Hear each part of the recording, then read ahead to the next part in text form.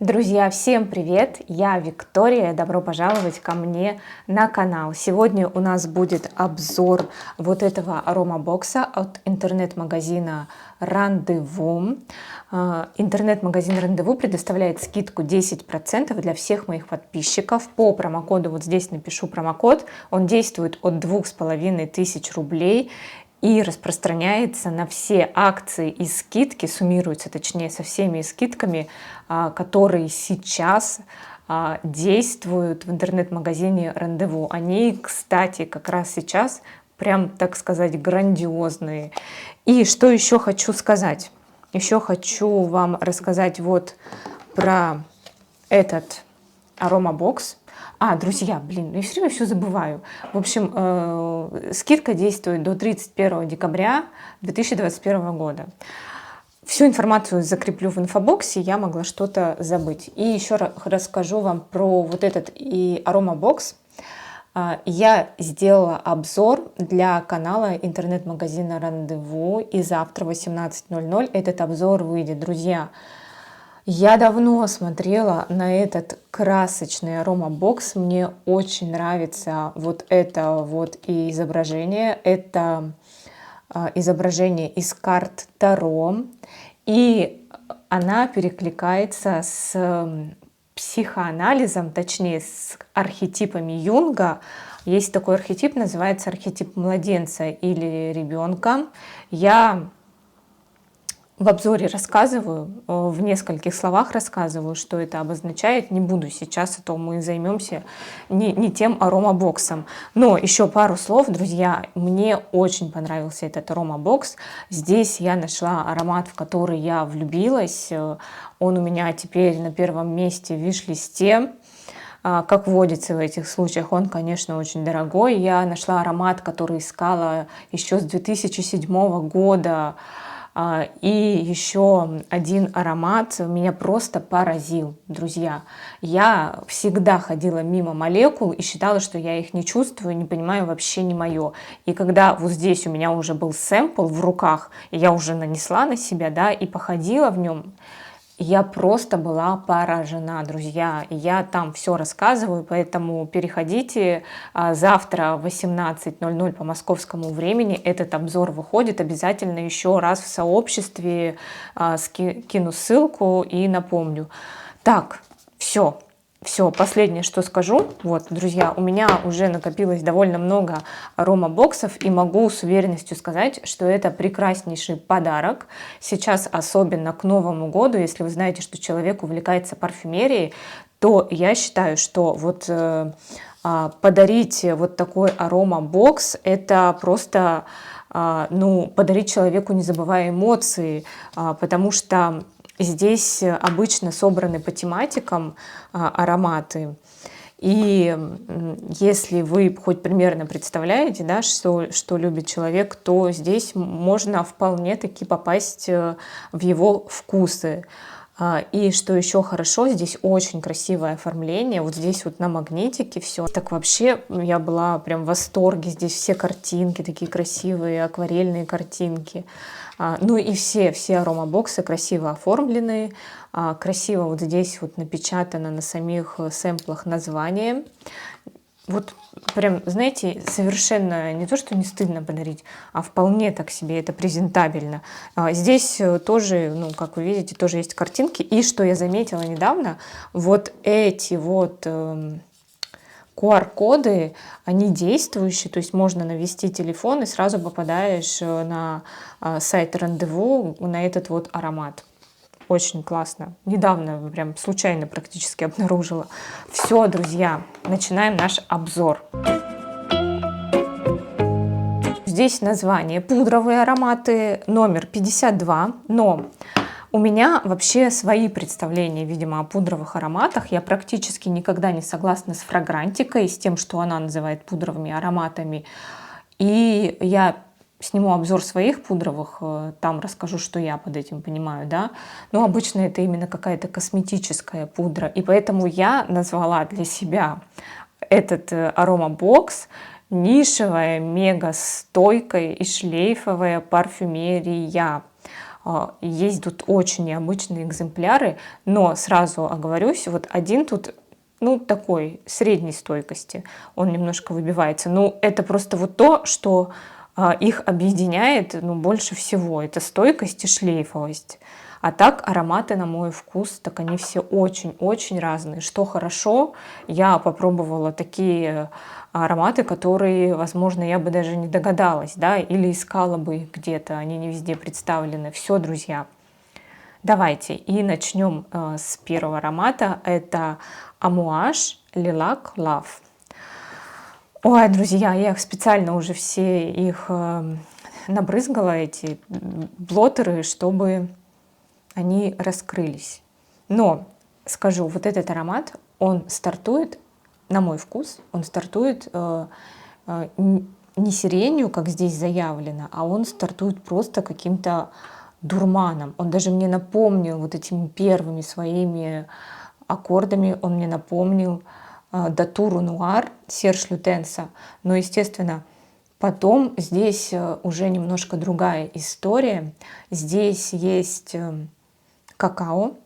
Я подтверждаю, какао здесь вот прямо чувствуется, натуральное какао, вот такое самое, которое, да, порошок, из которого мы делаем напиток.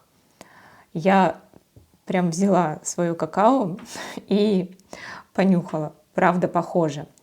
И вот после вот этих первых, да, нот, которые я называю дурманом, здесь уже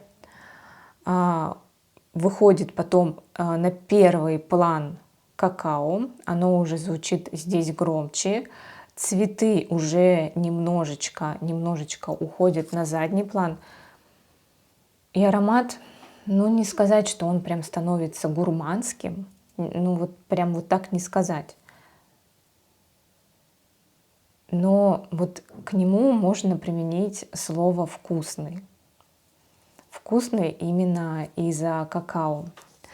И что мне еще очень нравится, что одной капельки хватает просто на очень долго, и от него такой ощутимый шлейф, и он все-таки этот аромат, он довольно абстрактный. То есть сказать вот здесь, что вот так, тут сирень, тут какао, тут еще что-то, ну вот вообще, то есть очень сложно какие-то ноты выделить. И мне кажется, что он прекрасен. Тут, кстати, пачули. Да, пачули есть. Пачули шоколадные. Угу. И, в общем, мне кажется, что он именно вот сейчас на зимнюю погоду, на прохладное время года в любом случае, потому что есть у меня подозрение, что этот аромат может быть довольно-таки тяжелым, если говорить про лето или про даже про весну, уже про такую, да, теплую. Он именно на холода. Вот на моей холодной коже и в холодное время он потрясающе красивый. Он шлейфовый, цветочный, с вот этими нотами какао. Но надо прям знать, что это какао, потому что так их можно интерпретировать совсем по-другому. Мне даже казалось, что вначале здесь есть медовость, и она звучит до самого конца, но уже просто как сладость. Не как прямо вот аромат меда, а именно как будто бы вот в это какао туда меда чуть-чуть капнули, и ты сидишь в аромате Сержа Лютанса Датура Нуар, и у тебя вот это какао и капелька меда. Вот у меня какая-то такая картинка. Просто сирень я себе представляю посвежей. А вот такой окутывающий и всепроникающий сладкий, томный аромат мне больше напоминает дурман. Так, друзья, давайте дальше. Вот ателье Колонь. Господи, мимоза индиго. Мимоза индиго, правильно. Первые ноты — это кожа. Это причем такая замша, такая довольно-таки грубая, очевидная замша. И цветы. И вот ощущение, что ты вот в замшевой такой куртке идешь по весеннему цветущему саду. И вот эти ароматы, они такие будоражащие, они перемешиваются все вместе. И как будто бы даже вот этот весенний воздух, ну это, конечно, не нота, это вот дорисовывает воображение, да, уже когда соединяет цветы и кожу. И этот аромат раскрывается. И он, знаете, вот так слоями. Сначала цветы и кожа, потом кожа становится тише вместе с цветами. И появляется сандал. Сандал здесь чуть-чуть рассоленный, солоноватый.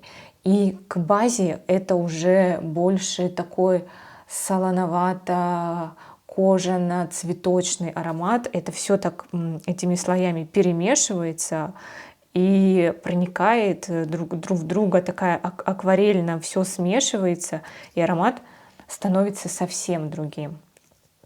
Не тем, что был в начале. Да, и вот на мне он тоже красиво открывается зимой, мне кажется, осенью и вот начало весны.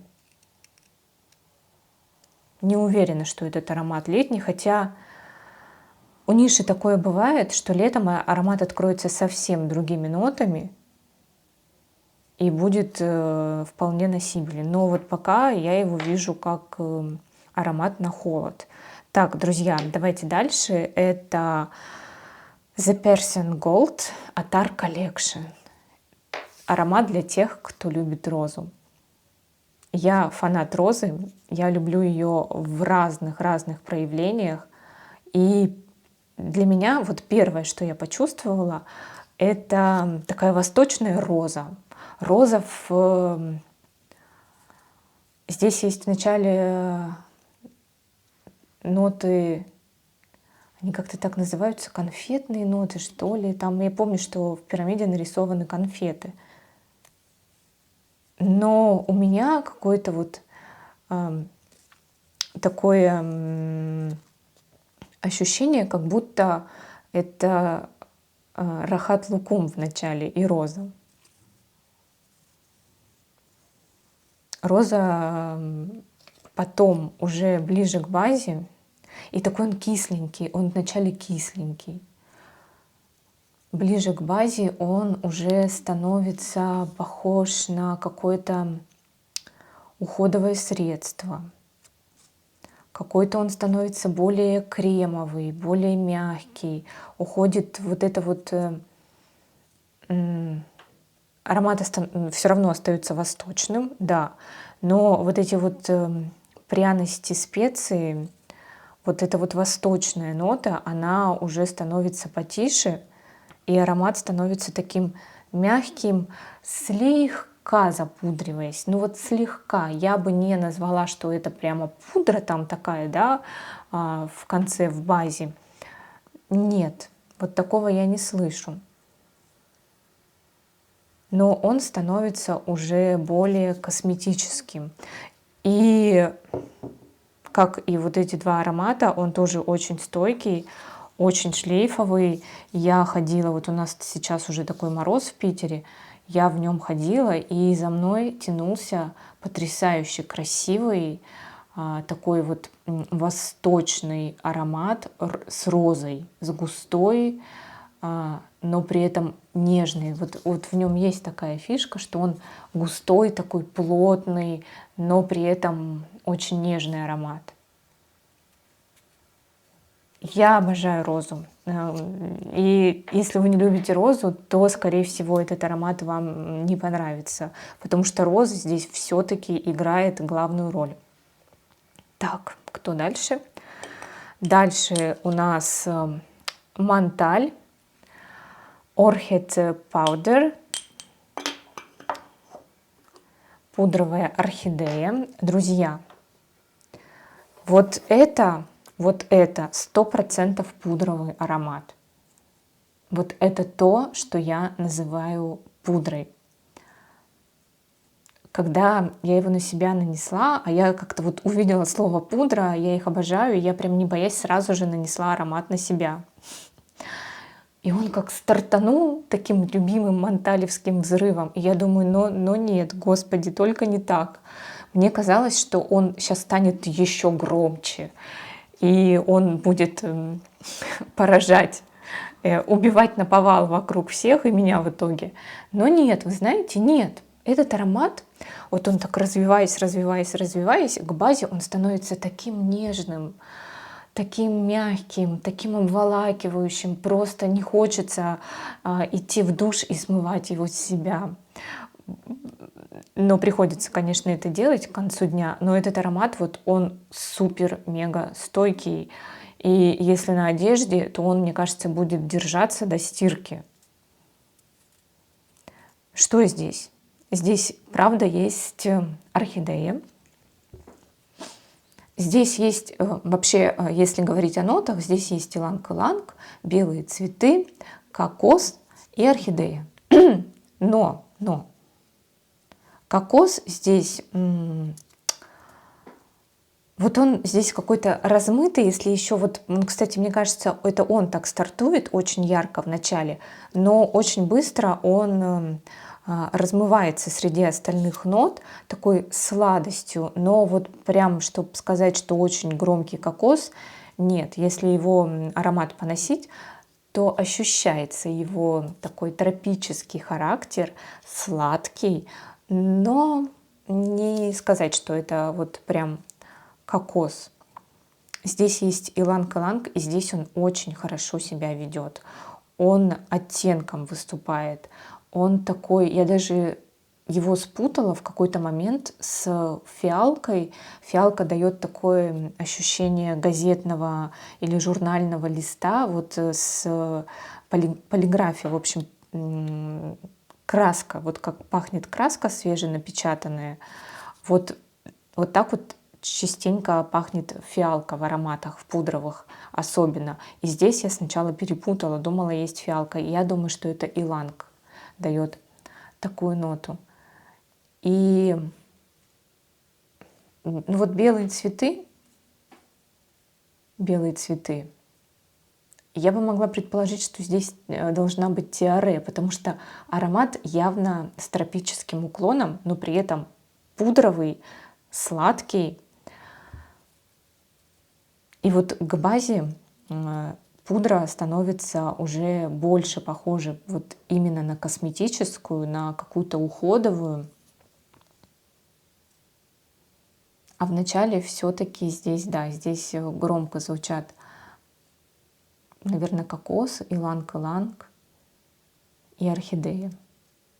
Мне очень нравится этот аромат, ну, потому что я фанат вообще всех пудр, особенно вот такой тропической. Это, ну, лично мне не часто встречалось такое вот сочетание.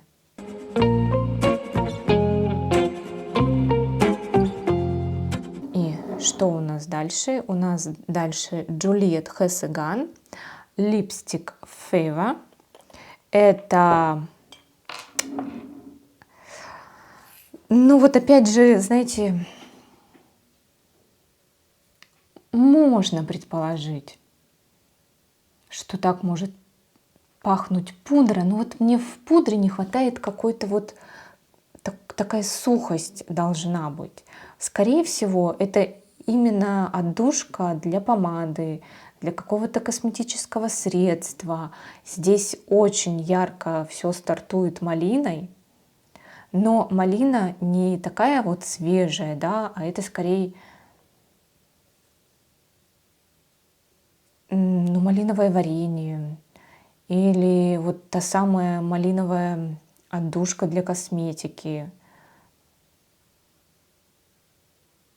И, честно говоря, для меня вот здесь это ярче всего, и она звучит, малина, на протяжении всего аромата. Потом уже здесь я чувствую амброксан, который я чувствую во всех Джульеттах. Но надо отдать должное, он тут не очень громкий, он не перебивает малину. Он вот так вот звучит. Ну, можно предположить, что это могла бы быть пудра с такой малиновой отдушкой. Ну, я бы, если все-таки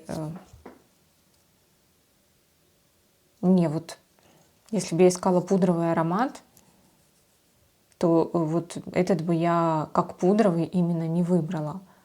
Вот если бы я искала аромат с нотой малины, то это вообще первый претендент был бы на покупку.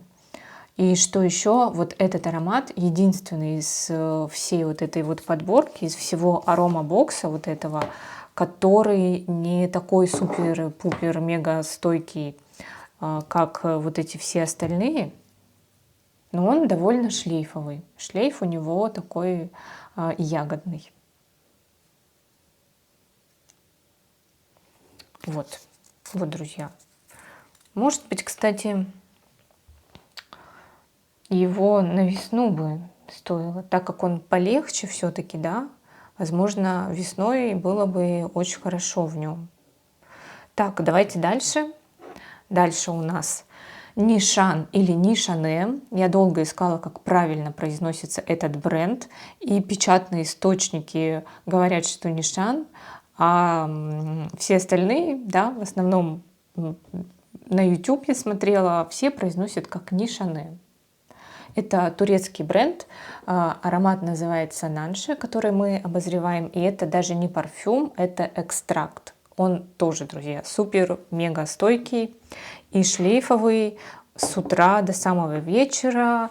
Он звучит, играет, переливается и остается со своей хозяйкой, верной или хозяином, верный, в общем, друг на целый день. Я вот как нанесла этот на себя аромат, я такая думаю, я чувствую что-то такое очень знакомое, то, что мне очень нравится. И оказывается, я узнала руку мастера. Парфюмер, создатель этого аромата, это Сесилия Заракян. Она же была одной из создательниц Эпик от Амуаж для женщин, женский. И этот аромат я не смогла носить на себе Эпик. Я рассказывала в видео о своих парфюмерных кошмарах, об этом Эпик, эпичном аромате. Но вот в этом аромате, причем Эпик это был аромат, в который я влюбилась, но не смогла носить на себе. От других я просто всегда получала удовольствие. Была рада, когда кого-то встречу в этом аромате. И вот на расстоянии мне очень нравилось. Особенно, когда человек, да, потом уже уходил, мы с ним не так долго взаимодействовали. Вообще я была полностью довольна. А вот этот аромат оказался улучшенной версией, прям как будто для меня Сесиль Заракян его сделала, такая, давай отредактируем так, чтобы ты смогла носить. И получился вот Нанши от бренда Нишан. Что здесь ушло? Мне кажется, здесь ушла какая-то вот эта вот ладанная дымность, которая была в Эпик. В Эпик знаете, было ощущение, что он как будто бы прям постоянно дымит, и вот он прям, ты сядешь, и он с тобой сядет, и никуда не уходит этот аромат. Ты пойдешь, и он впереди тебя будет бежать. Этот же аромат просто душечка. Вот ты идешь, он слегка шлейфит. Он шлейфит так, что если кому-то понравится, он сможет этим наслаждаться. Если кому-то не нравится, он сможет не обращать на это внимания. На Эпик невозможно было не обращать внимания. И здесь вот эти потрясающие специи, здесь потрясающие цветочные ноты. Здесь так и заявлены цветочные ноты. Здесь какие-то есть фрукты, и все это так перемешано, такой коктейль из этого всего. И здесь хоть и не заявлен ладан, но вот что-то такое есть, но при этом в такой концентрации, что я получаю от этого удовольствие. Здесь в верхних нотах есть куркума и, господи, скажите мне, господи, как это называется-то? Семена моркови. Вот семена моркови, Но как морковь, естественно, тут ничего не ощущается. Это ощущается как специевость. И это очень красиво. Это такой обволакивающий восточный аромат. Это как будто бы такой плотный шелк, который струится, переливается. Это какой-то солнечный свет. Это восточная музыка, которая постоянно с тобой красивая, такая древняя. Это очень, друзья, это потрясающе красиво. И я в таком восторге, потому что наконец-то это вот этот эпик, от которого я... Тут даже есть какая-то медовость. Вот не заявлен, конечно, мед, но вот я это чувствую как какую-то медовость. И в таком восторге, потому что как будто из эпика реально убрали все, что я не могла переносить, и аромат стал вот для меня идеальным. Это Ксержов Аченто. И это, знаете, как будто бы взяли... Мне в какой-то момент это напомнило даже Мадемуазель Коко от Шанель, но как будто бы в такой нишевой обработке, ремикс от нишевой парфюмерии Мадемуазель Коко Шанель. Здесь в верхних нотах ананас, и эта фруктовость здесь ощущается. Здесь есть пачули, да, я просто говорю вот эти пересечения. Но здесь есть такая нота, вот, которая присуща именно нишевой парфюмерии, которая делает аромат таким очень шлейфовым, стойким. И прям вот сразу чувствуется, что это аромат вот какой-то нишевый, что-то в нем есть такой ингредиент, который обычно не используется в люксе. Аромат, при том, что он напоминает, да, люксового собрата, кузена даже можно сказать, он все равно необычный, он такой самобытный. Тоже очень стойкий, шлейфовый, запоминающийся аромат.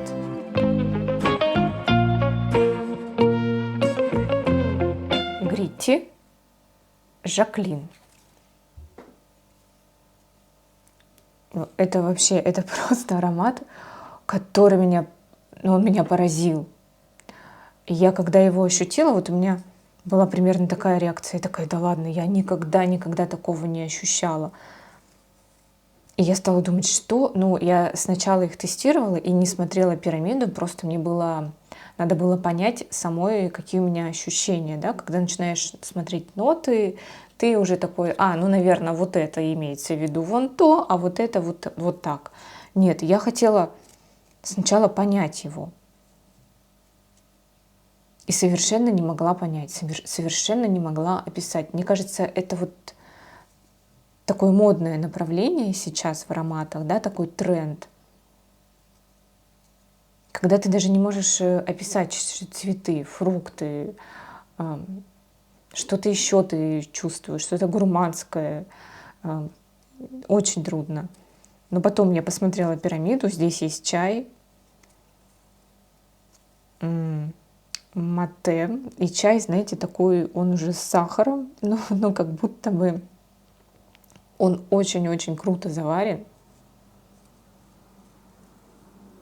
А здесь есть фруктовость, и в базе есть мускус.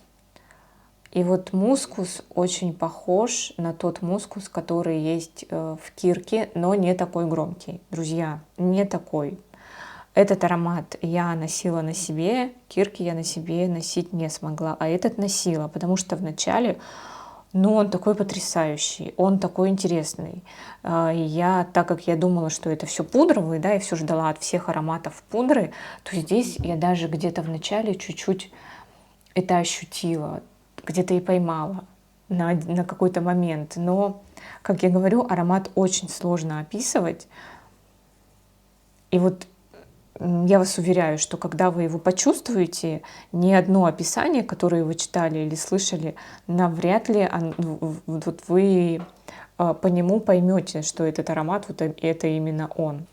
красивый, необычный, трудноописуемый аромат, который лучше один раз попробовать, чем 100 раз услышать его описание. Все ароматы красивые, практически все, кроме этого, супер стойкие, супер шлейфовые, подойдут на сейчас, на холодную погоду. Они укутывают, согревают, дарят хорошее настроение, дарят ощущение чувственности. Все ароматы чувственные, все до одного, даже где-то страстные. Друзья, приходите завтра на канал интернет-магазина Рандеву, смотрите мой обзор вот этого аромабокса. Спасибо, что досмотрели это видео до конца. Подписывайтесь на канал, ставьте палец вверх, нажимайте колокольчик. Всех целую. Всем пока.